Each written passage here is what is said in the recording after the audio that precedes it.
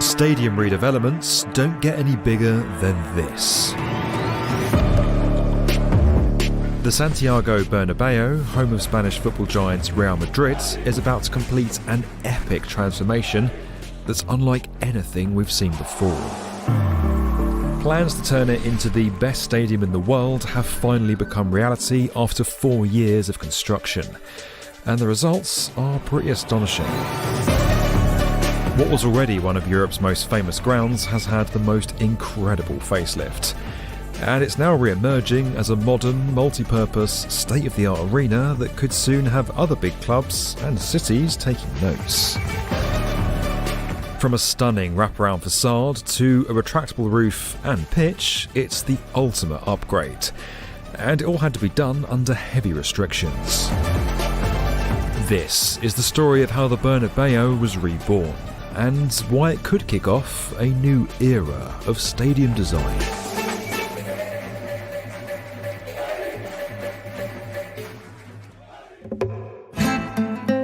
Ask any football fan to write a list of the world's most iconic stadiums, and this is certainly going to be on it. The Santiago Bernabeu in Spain. Located just off the city's main thoroughfare, it's been the home of 14-time European champions Real Madrid since 1947, and it's become one of the capital's biggest landmarks.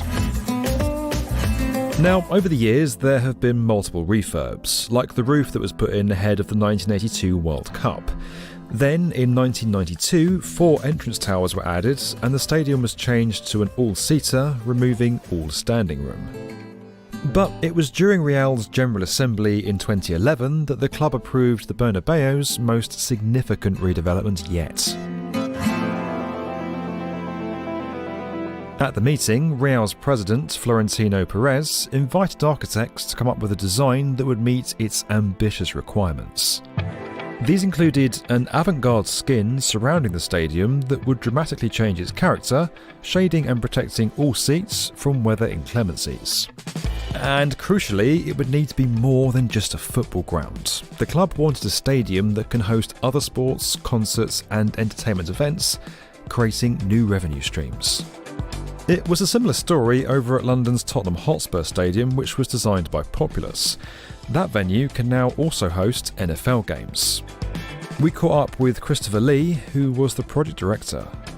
Now that you can move, 10 and 15,000 tons of equipment pretty quickly and pretty smoothly, the ability to reconfigure that building to virtually accommodate, Beyonce one night, Real Madrid or Tottenham the next, onto an NFL game the day after, I think is super exciting. In the case of the Bernabeu, making it more profitable became a key priority for the club. A revamp could turn it into an even bigger attraction, helping to bring more tourists to the city, as Perez explained in 2019, just before construction began. Este gran proyecto se convertirá en una pieza clave para el Real Madrid del futuro, pero también lo será para la ciudad de Madrid. Y lo será porque el nuevo estadio Bernabéu, situado en el corazón de Madrid, será el mejor estadio del mundo. Now, if you're not familiar with these kind of projects, a stadium upgrade will usually involve adding more seating, perhaps a new stand, or an overhaul of the amenities. The appearance might not change a great deal. But this one sees the Bernabeu become virtually unrecognisable. Yes, the club that once gave us the Galacticos now has a stadium that looks truly out of this world. And like its current team of superstars, all of this hasn't come cheap. It's expected to cost over $1 billion, which is around 10 Jude Bellinghams. It's also not far off what Tottenham spent on their new stadium, which was a complete new build. Back to that design challenge, the winning bid from architects L35, GMP and Rebus & Rebus was announced in 2014. They proposed building an enveloping steel facade which images could be projected onto, along with a 360-degree video screen and a fixed roof that is fully closable. There'd also be new shops, entertainment and leisure facilities on the east and west sides, more green areas and public space, and a 5-storey underground car park.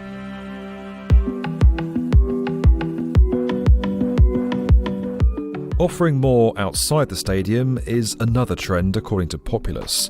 They're the lead architect for a new project at Manchester's Etihad Stadium aimed at boosting the fan experience.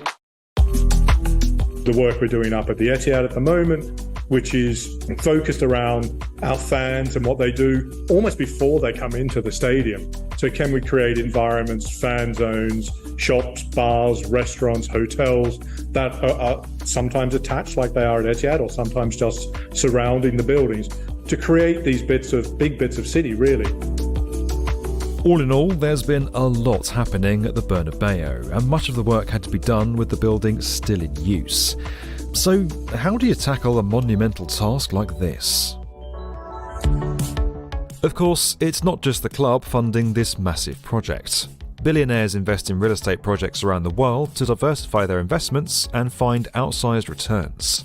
But record high interest rates are slashing profits, making easy wins harder to come by. That's why they're diversifying in more lucrative markets like contemporary arts, a go-to strategy for the rich and famous for generations. In fact, a UBS research report found that contemporary art can be less susceptible to interest rates and inflation. But you don't need billions to capitalise on this news. Our sponsor Masterworks lets anyone in on the 0.1%'s worst-kept investing secrets: fine arts. With roughly $60 billion transacted annually, the global value of arts is estimated at $1.7 trillion. Over the last few decades, contemporary arts has both growth and stability compared to other major asset classes. Masterworks makes all their recommendations available to use on their platform, so anyone can invest in those iconic works. They've already exited 16 works, yielding profitable returns every time. Over 850,000 people have signed up on their platform, where SEC-qualified offerings launch every week. Shares in each work are limited, so there's a waitlist to gain access. With our special link, you can skip that waitlist and get in touch right away. Now, let's get back to how they built that incredible new stadium. Work began by disassembling the old roof, which was done in stages. That left space for new seats to be put in at the top of the east side, increasing capacity from around 81,000 to 85,000. To construct the new retractable roof, 800-ton cranes were installed, allowing two gigantic steel trusses to be built from one end of the ground to the other. 176 metres in length, they were hoisted up and slotted together in 10 segments that connected in the middle. This meant constructing two new towers on the west side to support the new roof trusses and also provide better access and evacuation points. These have replaced the old B and C towers, which have now made way for new public space. Now, due to all that weight they're having to carry, the towers had to be built with deep foundations. They're now sitting on 26 wide-diameter piles that go down 36 metres, which are topped with a 4-metre pile cap. Also critical to the structure of the new roof are 4 longitudinal mega trusses. They had to be lifted up from outside the ground before being gradually shifted towards the centre of the stadium. Over 33,000 tonnes of steel have been used in the refurbishment, the same as 120 Airbus A380s. At the peak of construction, there were 800 workers on site here every day, even during the lockdowns of 2020. Only when Storm Philomena arrived in January 2021, bringing record snowfall, did work have to stop temporarily. But perhaps the most impressive feature is the one that fans don't really get to see. Not only is the roof retractable, the pitch is too. Why?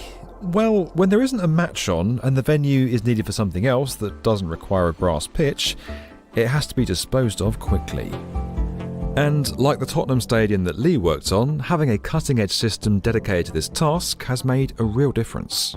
The ability to move really big bits of physical building, whether it's pitches or roofs or moving stands or all of the above, to reconfigure the building into another use where the physical environment is perfectly suited for that, I think has a huge impact, clearly on the built form, but the use of those buildings. With this extraordinary new system, the pitch can be divided up into several pieces, and sent underground to a sort of greenhouse where it's stored until the next home game. Now, this is much more than just a storage space. Technology controls almost every aspect of it, from the lighting and heating to the irrigation. And that's all to ensure the turf is looked after when it's not in use.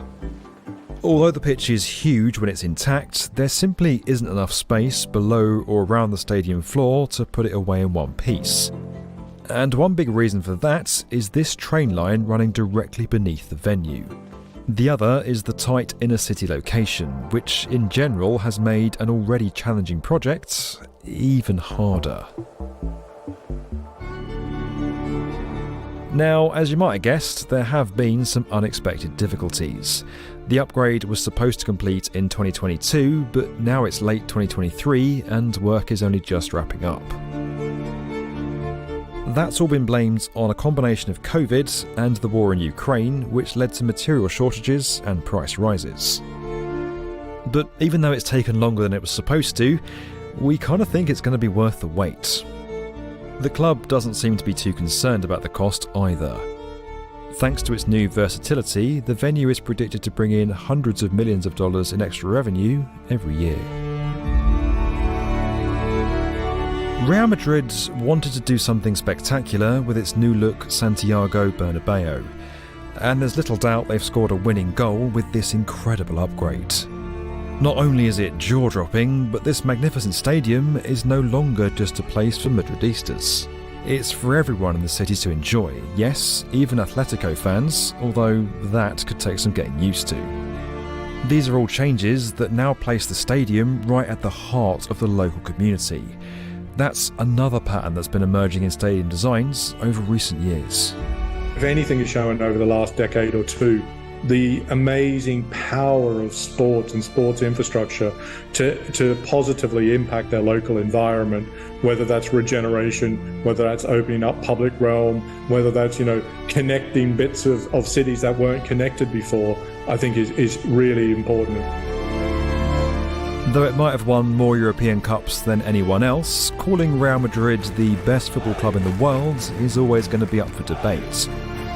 But as for who has the best stadium, this one may have just found itself in a league of its own. This video was sponsored by Masterworks. You can skip their waitlist at the link below. Don't forget that we're inspiring the next generation of builders through our investment into BrickBorrow, a fantastic Lego subscription service. You can learn more and get started today over at brickborrow.com. And as always guys, if you enjoyed this video and you want to get more from the definitive video channel for construction, subscribe to the B1M.